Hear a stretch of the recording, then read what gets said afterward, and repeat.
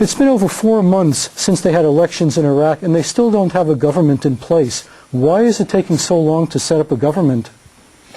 Primarily because of the requirement in the Constitution for very broad consensus.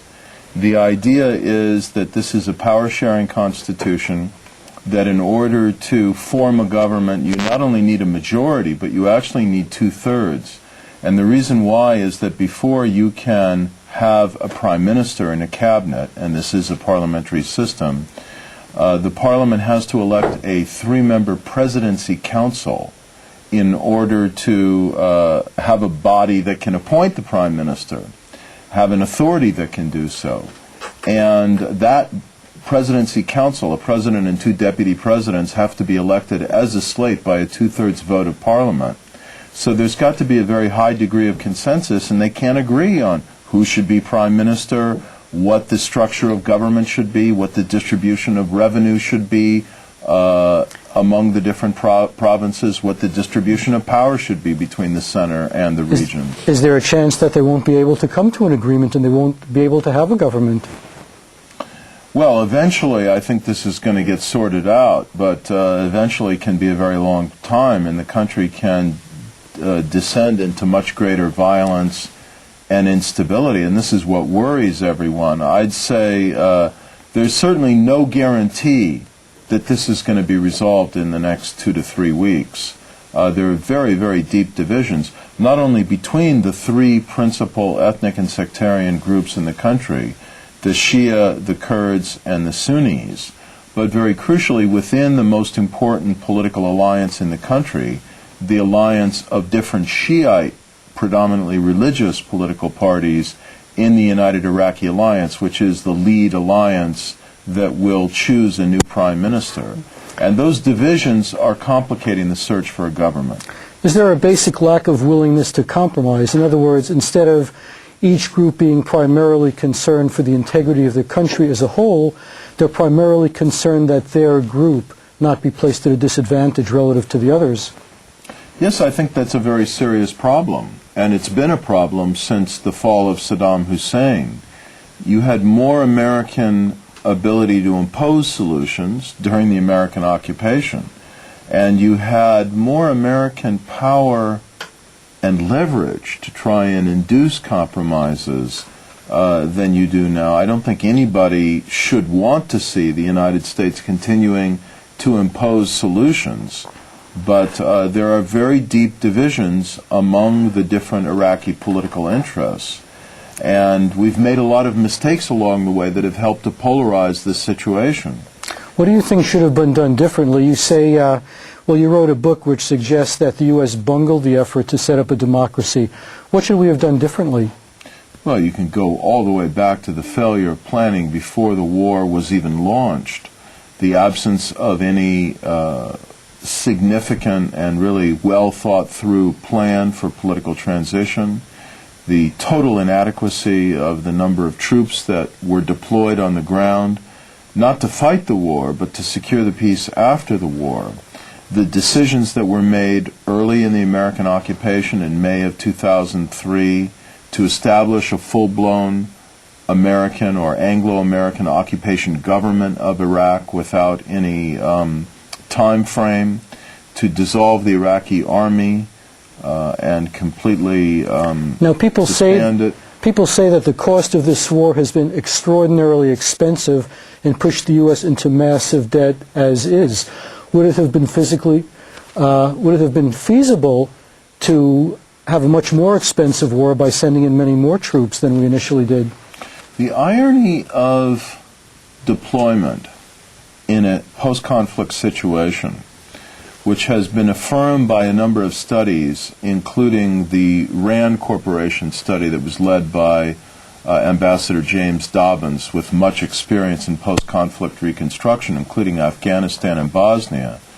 The irony is that the more troops you put in early on to secure the situation and really put a vigorous security blanket over a potentially unstable situation, the fewer you need later, and the more quickly you stabilize the situation and avoid casualties. So I think it could be argued that if we had summoned the level of force early on in invading Iraq that the United States Army, now pretty clearly it's being established, wanted to deploy and was vetoed by Secretary Rumsfeld. If we had done that, we probably would have had a more secure situation now, less violence, less insurgency, more effective dispersal of the reconstruction resources, and a lower financial burden over the last 3 years. Do most Iraqis really buy into the idea of Western-style democracy? And if they don't, can we succeed in really imposing it on them? Well, first of all, let me say that I thought the war was a mistake. I did not favor going to war because I didn't think that Saddam's regime constituted an imminent security threat to the United States. I didn't think it had been demonstrated. And precisely because I think you can't impose democracy by force. That said, once Saddam's regime fell by force, and people were able to express their opinions and aspirations for their country's future, I think it became clear that they did want certain basic elements of democracy. They did want to choose their leaders in competitive, free and fair elections. They did want freedom to speak their minds and to join whatever organizations they wanted. They wanted the freedom to practice their religion. They wanted a lot of the elements of what we call democracy, and I think those elements are generic. They're not Western-style democracy, they're not Eastern-style democracy. They're simply political choice, accountability, and freedom. Those know no cultural boundaries. Now, what about Islam? You wrote a book which discusses the relation between Islam and democracy in the Middle East. You have two different systems which are competing for people's allegiance. Are these systems fundamentally incompatible so that you can't have both? Or is there a way that they can be reconciled? Well, yes, this was an edited collection that I produced with my colleague Mark Plattner at the Journal of Democracy. And I think the thrust of these articles is to argue for the compatibility of Islam as a religion with democracy as a political system. Obviously, that compatibility requires an interpretation of Islam that is somewhat reformist, that does not call for a merger of mosque and state, that envisions some separate realm between religious life and the affairs of government, the affairs of the state. But there are many interpretations of Islam, as there are many interpretations of all the great world religions, and there are many prominent Muslim thinkers and clerics who believe that there should be some degree of separation, that there should be a realm for religious instruction and faith, and a realm for politics and the administration of the state. And those really should not too closely collide or overlap with one another. Now, how much influence do Muslims who take that perspective really have in a place like Iraq? Because you also have the other faction, the Islamic extremists, who say Islam is the only true religion, democracy is heresy, the Quran is our constitution, asking people to vote is completely wrong, and we're going to fight until we get what we want.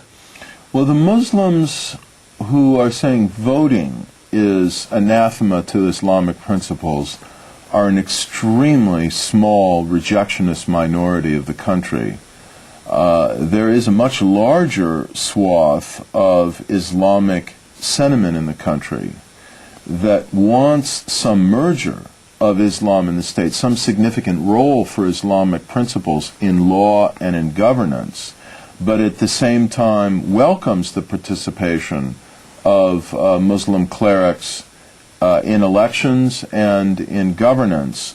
So the hardest core, Al-Qaeda-style rejectionists, are an extremely tiny minority in Iraq. But they can do a lot of damage. Of course they have done, and I want to stress also that they are mainly a foreign presence in the country. There is a homegrown Islamic, Salafist, or rejectionist element, but it's pretty small in numbers, pretty dangerous in terms of destabilizing capacity. There is a larger share of sentiment that is partially democratic and partially Islamist. I'd say that straddles this boundary. And I would summarize my answer to your question by saying that the public opinion polls suggest that about 40% of Iraqis want a more or less secular democracy as we understand it in the West, or maybe as it's seen in Muslim countries like Turkey or Indonesia. About 40% of Iraqis want some type of Islamic democracy.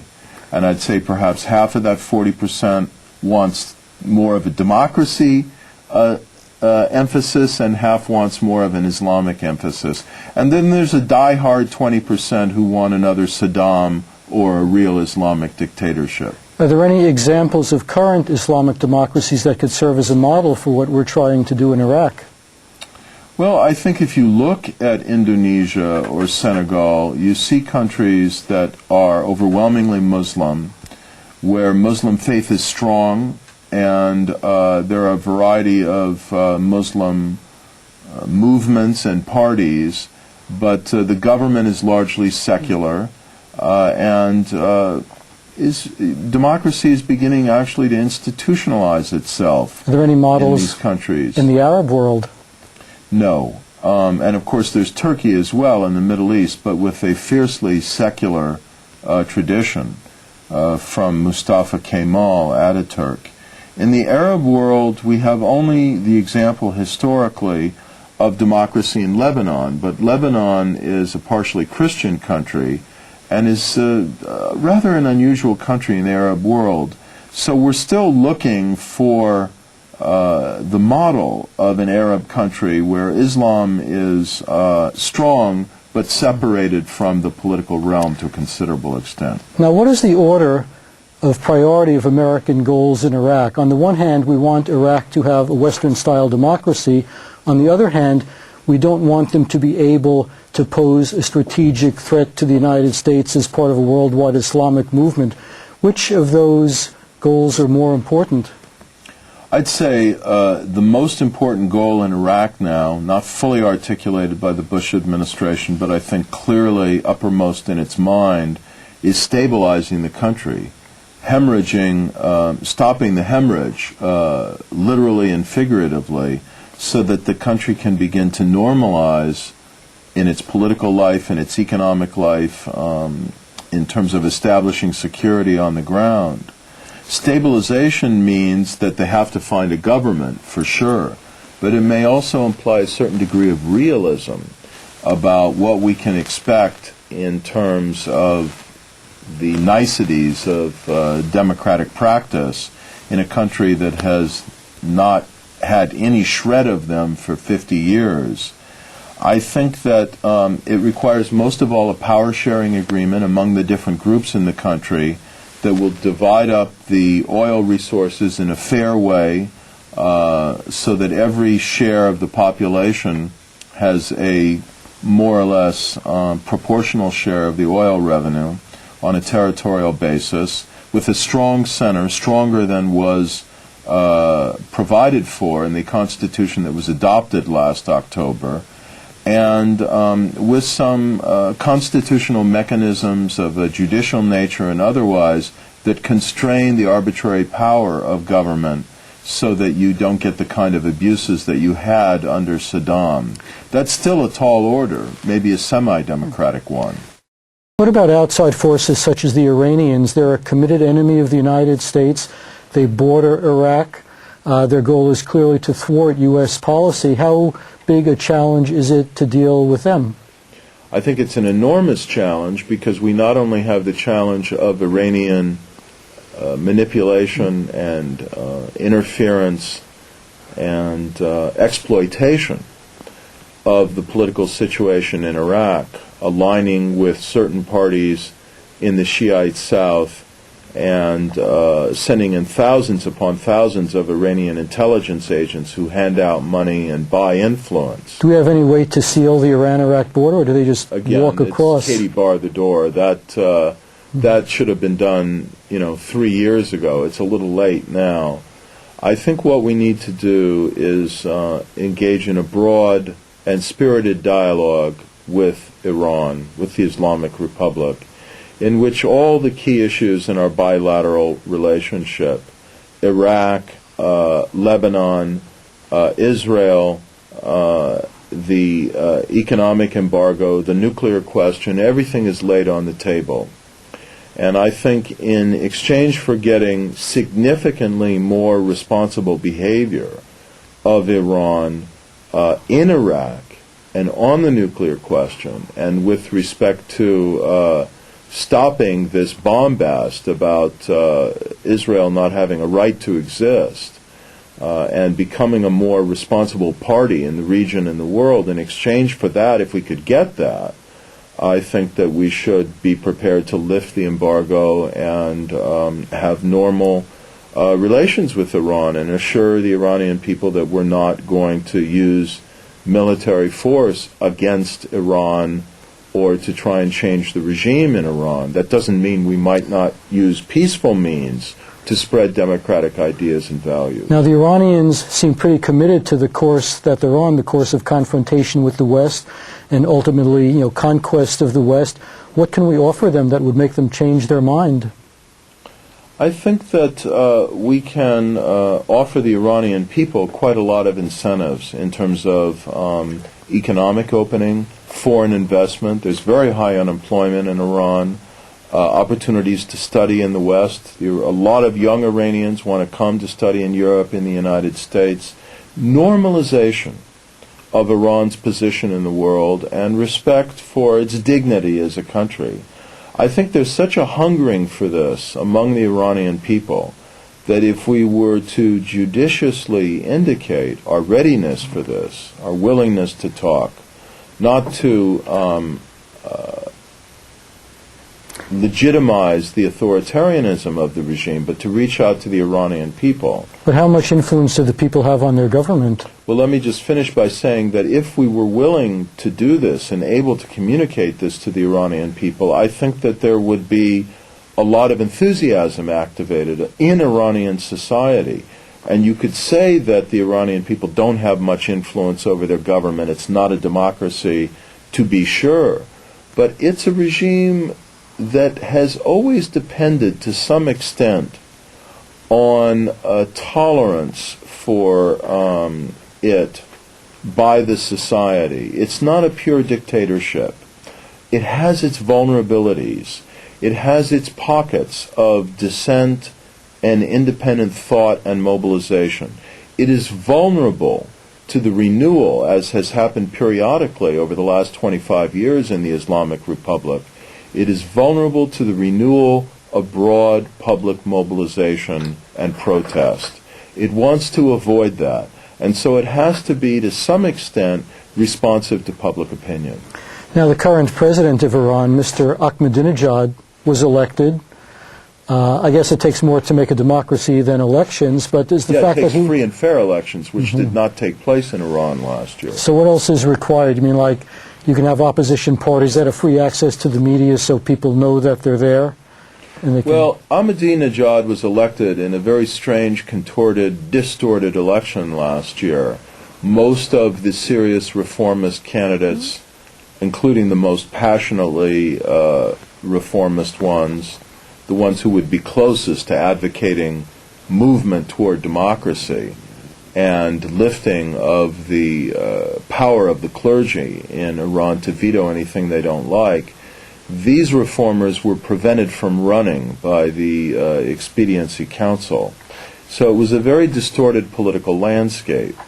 As it was, Ahmadinejad got in the first round only about a quarter of the vote. I mean, he barely made it into the second round.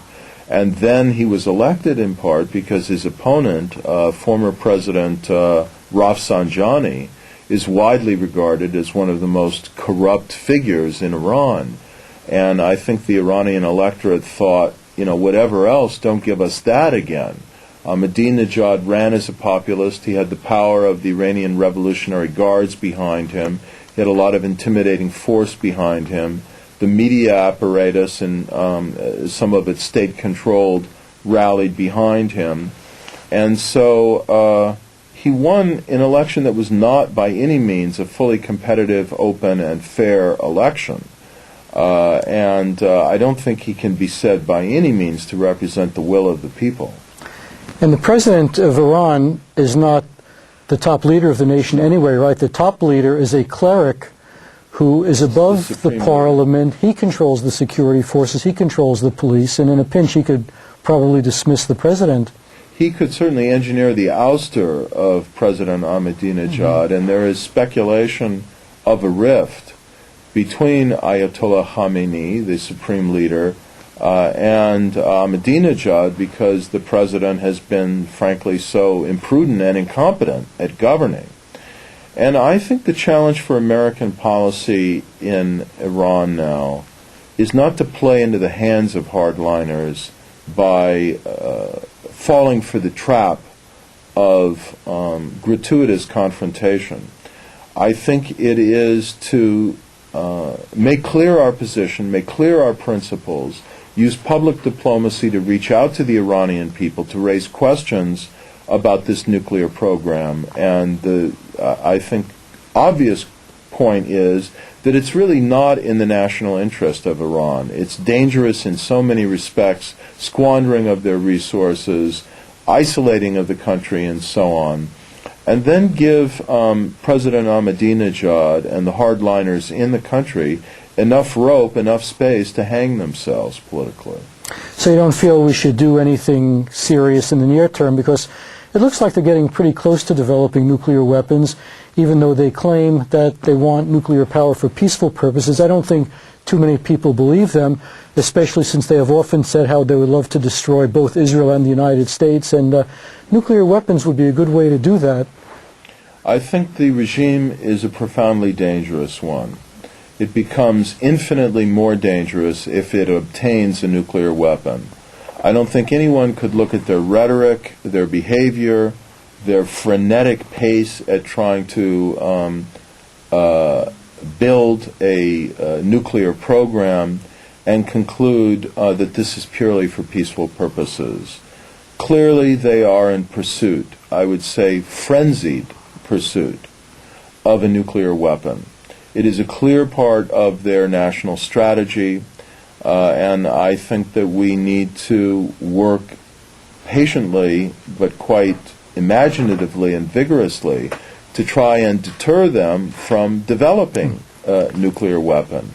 But I don't think military force is going to succeed in doing that, and I think it could backfire in many respects. When you say a nuclear weapon, that sort of implies that they're just going to have one bomb. No. Once you have one, you can... a program that will yield as many nuclear weapons as they can possibly produce. That's clearly their goal. Now, according to their current ideology, this is something we see a lot in history. Every few generations or so you see it.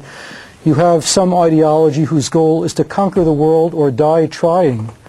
Does it look like the current leadership of Iran is in that category?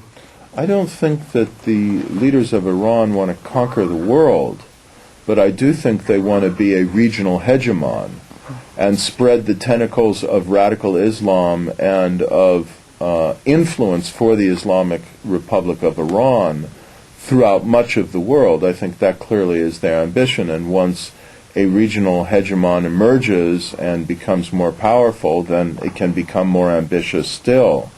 So I think it's a very dangerous regime and an irresponsible regime, and one at the same time that is vulnerable internally, is not popular, is not legitimate, is not secure, and which can be reined in through a combination of domestic and international pressures. Getting back to Iraq, in 2004 you served for a time as a senior advisor to the Provisional Government in Iraq. What exactly did your job consist of?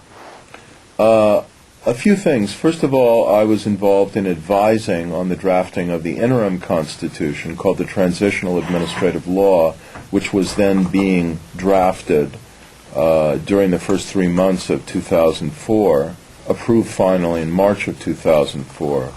Second of all, once the interim constitution was adopted, I was asked to go around the country, speak to Iraqi audiences, including various provincial councils, the equivalent of our state legislatures, and sell the document to the Iraqi people, explain its provisions, and advocate for the logic of them, including very prominently the civil liberties provisions. Obviously, that put me in an extremely awkward position within Iraqi society and a set of Iraqi elites who were quite upset about having been excluded from the conversation on what the transitional administrative law should contain. Then as well, I was engaging with groups in Iraqi civil society, youth groups, women's groups, human rights organizations, and so on. Did you have to speak Arabic to communicate with these people? No. In small groups, there were a number of people who spoke English, and I had translators. In very small groups, I often was talking to elites who knew English. And in large public lectures, and I had some quite memorable engagements with groups of Iraqis in large numbers at a mosque, for example, in Hilla, there was consecutive translation. I would speak, then my words would be translated. Did you feel that most of the Iraqis really bought into the Constitution, or maybe they were figuring, well, the U.S. is in a position to impose this on us, so we'll play along with it, but we really want to do is protect our group?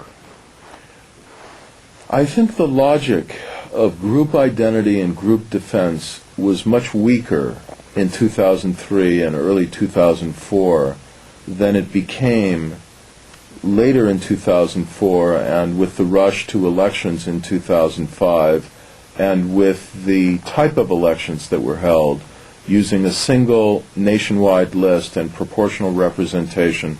So people didn't vote for individual candidates at the local level for parliament. They just voted for a party symbol and a party list. Whenever you ask people to just vote for a party symbol, you're asking them to vote for an identity, and if the country is cleaved on ethnic and religious lines, then they're going to vote on ethnic and religious lines. Back then, I felt that they were much more open to, and even hungry for basic principles of democracy, to understand how democracy worked, to be able to learn to practice it, to be able to have influence as democratic citizens. And indeed, their objection to the interim constitution was not so much its provisions, and certainly not its provisions protecting and affirming individual rights, which they found very attractive.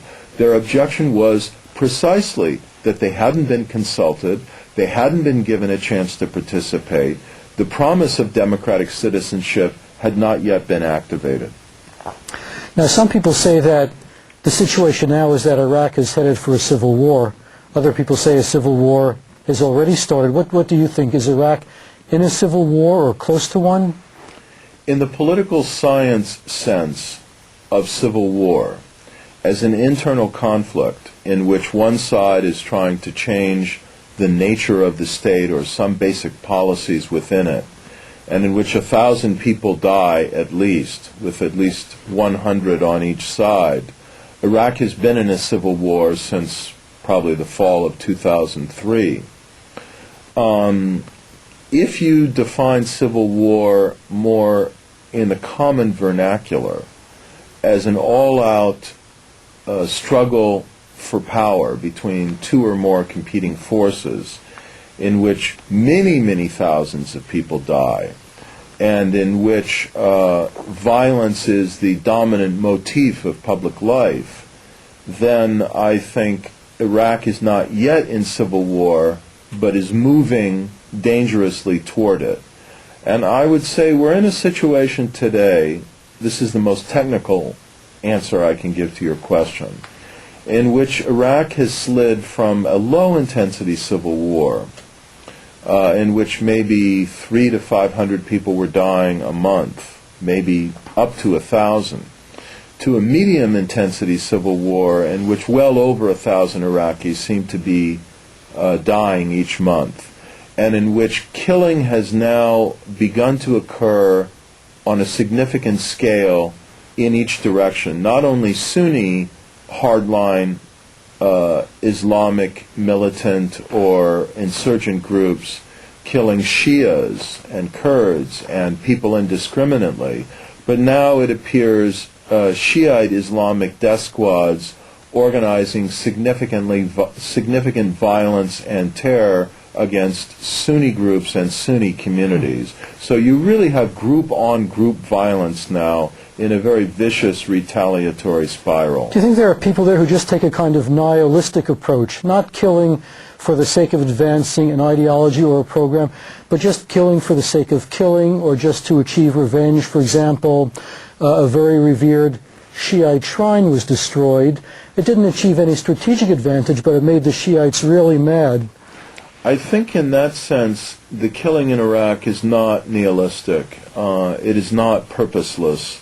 It's not just killing for the love of killing. I think that is a bit too simplistic. I think it is nihilistic, that elements of the violence are nihilistic in the sense that they want to tear down rather than build up. But the tearing down has a brutal logic to it.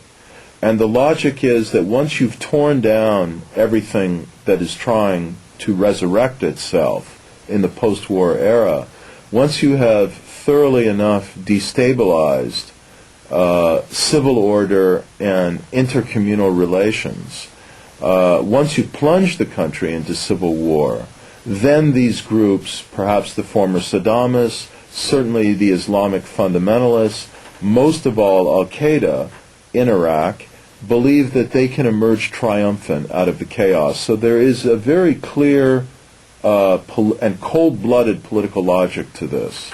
How serious a threat would you say Al-Qaeda is in Iraq compared to, say, the threat that the Iranians pose? I'd say Al-Qaeda in Iraq is not going to come to rule Iraq. They're not going to be able to mobilize that power. They're a tiny minority in the country, heavily dependent on foreign fighters, hated even by many of the Sunni militants who have allied with them for purely tactical reasons. The reason why Al-Qaeda in Iraq is so dangerous is that they are disproportionately responsible for the suicide bombings that have really terrorized particularly urban communities, devastated police recruiting centers, and inflicted quite heavy casualties in many instances. So they've been a destabilizing, destructive force out of all proportion to their actual numbers. Well, they're not just interested in Iraq, are they? They're looking for a global confrontation between the West and Islam, and Iraq is just one battlefield. So does that mean they don't really much care what happens to the Iraqis? Their goal is to stir up so much strife that it leads to a world war. I think that's a fair statement, but you've got to start somewhere, and I think part of their goal is to establish a base of operations in Iraq. They've kind of had that for a time in pieces of Al-Anbar province. After all, they were dislodged from Afghanistan. They've got no safe haven of operation now. I think they wouldn't mind establishing one in parts of Iraq, in the chaos of Iraq, if they can drive out the United States. And yes, I think that they do want to radiate out from Iraq chaos and destruction, harden the lines of polarization between religions, between civilizations, so that they can foment a more global conflagration between Islam and the West, in which they would be the voices of the representatives of Islam, the rulers in a new Islamic caliphate. But part of their ambition, I think, is to get control of Iraq, or at least some significant piece of it. Now, there's some pressure in the United States for the U.S. to pull out of Iraq right now. What do you think would happen if the U.S. did that? Oh, there'd be all-out civil war. We'd go from medium-intensity civil war to what Tom Friedman once called Lebanon on steroids, a situation in which there'd be massive violence, warlord control of different cities and communities, group-on-group violence, car bombings of a much more frequent nature, death squads proliferating, a collapsed central government, a security nightmare that would radiate out to destabilize neighboring Arab states and probably generate a much more hostile environment for the State of Israel. Do you think the violence in Iraq would go on for a long time, or would one faction emerge supreme and become the ruler and establish itself? And who would that be? There is a theory that you would get the latter. There would be a bitter and bloody conflict. The Sunnis would be defeated because they're smaller in number by the superior numbers and resources of the Shia in Iraq, and then you'd get stability, albeit not democratic stability. I think the theory is deeply flawed because it fails to note the inevitability that neighboring countries would come to the support of their brethren religiously or in identity terms. Especially Iran, I would think. Well, not only Iran. If it were only Iran, then the theory would hold. The Shia would pummel and subdue the Sunnis in Iraq, and then there'd be stability, albeit purchased at a very high price in humanitarian terms. But that's not going to happen. And the reason why it's not going to happen is because every other Arab state in the region with a Sunni government is going to come to the defense and support in one way or another of the besieged Sunni Arab minority in Iraq. And what you're going to have is Sunni Arab fighters and insurgents, terrorists, flooding in much greater numbers from different countries, arms pouring in across the Jordanian, Saudi, and other borders, and as I said, a regional conflagration that could burn for years. And who would the United States support, if anybody, in such a conflagration? I don't think either side. And let me tell you, once that happens, I don't see what the United States can do except stand aside and get out of the way. Because it's kind of like a dog fight where the dogs are really locked in combat. If you try and stick your hand into the middle of a dog fight, it's going to be chewed up. Now, we're talking about establishing democracy in Iraq and maybe some other Middle East countries. Don't you have to have a certain kind of pre-existing culture or pre-existing society in order for democracy to take root? For example, a society in which people broadly agree that they will solve their differences peacefully and that they'll compromise on some of their interests rather than fight each other about it. There's a long academic literature which argues that in order to have democracy, you have to have a high level of economic development, high levels of education and income, a civil society that is very pluralistic and well organized into a lot of different groups independent of the state, a bourgeoisie, an independent class of capitalists, and the list goes on and on. If the list were really a set of prerequisites, there'd still be only 40 or 50 democracies in the world. But the fact that there are 120 democracies in the world and that about 40% of all the low-income countries in the world are democracies tells us that the presumed preconditions for democracy are not literally preconditions, but only facilitating and supporting factors.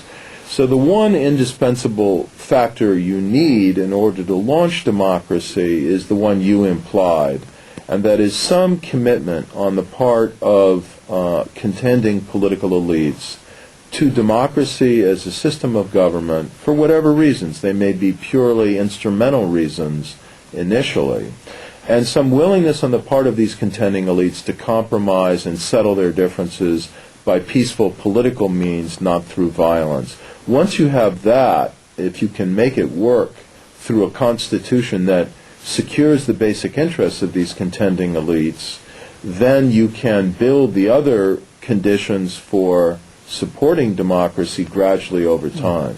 Now, Iraq was kind of artificially created after World War I. It was part of the old Turkish Empire that lost the war, and then the British kind of redrew the boundaries so that no one nation could have too much dominance over the others. But is Iraq really viable as a nation with these different groups? I mean, are those the right boundaries? Maybe it should be divided up and split up into more than one country. I think you can make a very compelling case that Iraq would be more stable as three countries if you could figure out a way to separate the different pieces of Iraq peacefully, and if you could figure out a way reliably to distribute the oil revenue of the country fairly among those three pieces. I don't think either of those can be done. I think any effort to break Iraq apart into multiple pieces is inevitably going to be extremely bloody and would itself trigger an all-out civil war. One thing to keep in mind is that 80% of the country's oil and gas wealth sits in a very small portion of the country around Basra at the southern end of the country and near the Iranian border. If you break up the country into pieces without strong and clear provisions that can be enforced for the distribution of that oil revenue around the country, you're asking big pieces of the country to accept impoverishment, very sudden and very massive. I don't think they're going to do that. Moreover, the other 20% of the oil and gas wealth sits mainly in and around the area of Kirkuk, a contested city on the southern border of Kurdistan, which by a process in this new constitution is going to hold a referendum to decide whether it wants to join Kurdistan. And I think it's virtually certain that when that referendum happens, Kirkuk, which has now been resettled with many Kurds who were expelled from that area by Saddam Hussein, Kirkuk's going to vote to rejoin Kurdistan. And so if you're a Sunni Arab sitting in Anbar province or in Mosul or certain other areas in between a possible Shiite region and the Kurdistan region, and you're looking at the prospect of this country breaking into three pieces, and you inherit the piece without any oil and gas, I don't think that's going to sit very well with you. We also have to keep in mind that so many cities in Iraq are multi-ethnic cities. People are mixed up. You have Kurds, you have Shia, you have Sunnis in Baghdad. You have significant minorities in Basra and Hilla.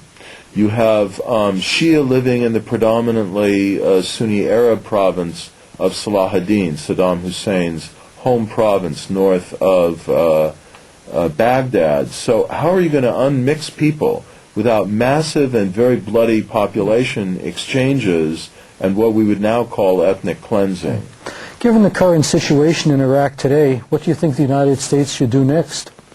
I think the most important priority for the United States is to ask for help from the international community. Political mediating help. We can't do it on our own. We need the United Nations involved. We need the European Union involved. We need the Arab League involved, which has the regional Arab neighbors. And I think we should try to get Iran to the table as well.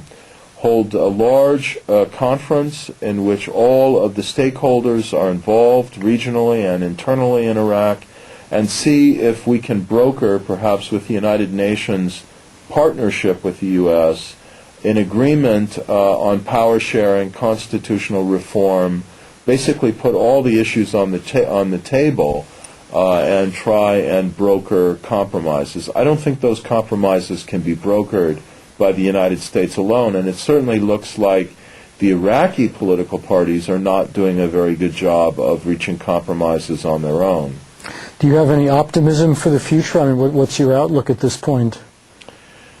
Well, I'll tell you that most experts on Iraq who are not speaking for public consumption, and even many who are, and who are not in the formal employ of the United States government, and even many who are deeply pessimistic at this point, profoundly worried, nervous, scared out of their wits. I think that the country is sliding into larger scale, more intractable civil war. And that the common grounds for political and constitutional consensus are eroding. As Tom Friedman said in a column in early April, it's 5 minutes to midnight. And I think that we're running out of time to pull this country off the path of deepening violence. I think it can be done because there are still positive things that are happening. There are parts of the country that are relatively stable. There are political parties that have, political support from their people. Economies are reviving in certain parts of the country. There is a hunger for normality and peace among the broad mass of the Iraqi people. But if that hunger is going to be satisfied, the extremes need to be isolated.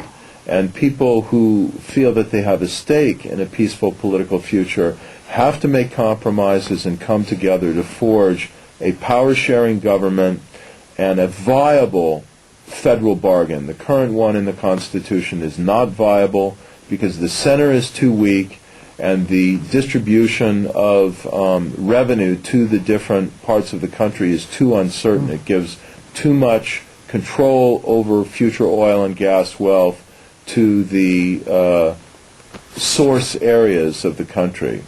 So we have a huge challenge ahead of political mediation and with the pressure growing in terms of time. I don't want to say it's hopeless, but it's certainly perilous. And if mediation fails, what do we do then? Well, I'd hate to think about that because I think if mediation fails, the logic of polarization will accelerate and eventually you've got to slide into all-out civil war. At that point, I don't think 135,000 American troops will be enough to contain it. I think that it would be very difficult for the United States. We might have to retreat to certain parts of the country. We'd certainly have to call on international forces in very large numbers if we wanted to try to stabilize the situation. Otherwise, we might have to withdraw and try to, or withdraw from parts of the country and try to pursue a regional strategy that would at least protect the security of some of the neighboring countries like Jordan. But we really don't want to go there. That's a very, very nasty, ugly, destabilizing scenario for the United States and the region. Talking about the difficulties of getting two sides together, let's talk just a little bit about the Israeli-Palestinian conflict. The Palestinian Arabs voted overwhelmingly to select Hamas as their leaders.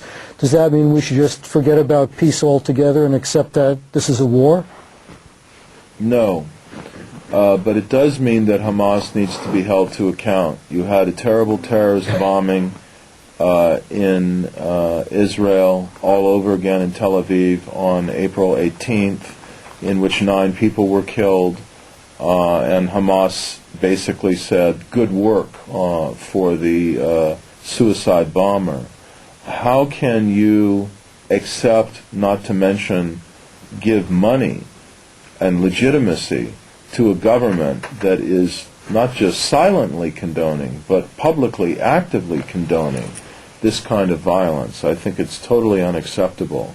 So I think the challenge now is to isolate the Hamas government, which after all was not chosen by a majority of the Palestinian people, to try to deliver financial aid and development assistance and humanitarian assistance to the Palestinian people as much as possible through non-governmental channels rather than through the Hamas government, and for the international community to send a clear message that a government that supports terrorism is not a government that has international legitimacy. Should we continue to make a distinction between the Palestinian people and their leaders? Of course, that's just what I said. Right, because the Palestinian leaders don't make that distinction about Israel. Any Israeli, any Jew is fair game. Yes, they've said that very bluntly. So this is rather asymmetrical, the way this is being conducted. It's asymmetrical, it's illegal, it's immoral, it's unacceptable. And I think what's needed is a strategy of engagement with the Palestinian people and the Palestinian society that says, look, we want to help you. We don't necessarily support the perpetuation of all these settlements on the West Bank. We want a two-state solution that gives legitimacy and prospects for peaceful development to each side. We're going to do what we can to help you, but we're not going to legitimize and support a terrorist government in the Palestinian territories.